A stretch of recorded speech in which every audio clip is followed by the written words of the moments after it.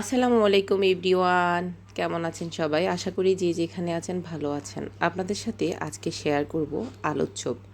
আলুর চপ তো আমরা সবাই কম বেশি বানাই। তো আজকের আলুর চপটা হচ্ছে একটু আনকমন। তো প্রথমে হচ্ছে আলুর সাথে আমি পুদিনা পাতা, তারপর ধনিয়া পাতা, কাঁচামরিচ, পেঁয়াজ বেরেস্তা, স্বাদ মতো লবণ দিয়ে দিলাম। এখানে পুদিনা পাতাটা অপশনাল। তারপর একটা মশলা দিয়ে দিলাম, এটা না থাকলে গোলমরিচ ব্যবহার করবেন।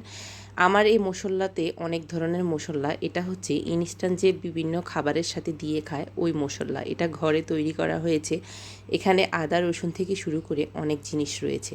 তো যাই হোক, এবার ডিমের উপরেও দিয়ে দিচ্ছি। আমি একটা ডিমকে 6টা স্লাইস করে নিয়েছি, তারপর আলুগুলোকেও 6টা ভাগে বিভক্ত করে নিয়েছি। এবার প্রতিটা স্লাইস আলুর মধ্যে দিয়ে নিজের মতো করে শেপ দিব। যে যেরকমভাবে শেপ দিতে পছন্দ করেন সে সেরকমভাবে শেপ দিবেন।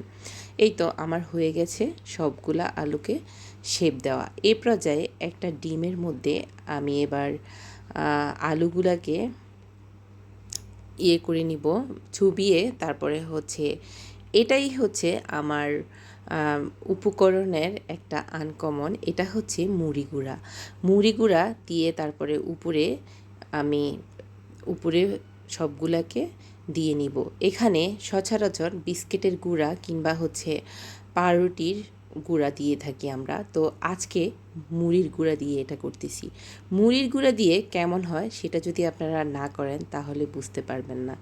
তো যাই হোক, আমার সবগুলা আলুর চপকে একদম ভালোভাবে মিক্স করে নিয়েছি মুড়ির গুঁড়া। তারপর হচ্ছে বেজে নেওয়ার পর দেখেন কতটা ইয়াম্মি হয়েছে। উপরে কিন্তু মচমচে হয়েছে, সাথে সাথে খেলে এত বেশি ভালো লাগে বলার বাইরে। কেমন হয়েছে অবশ্য কমেন্টে জানাবেন।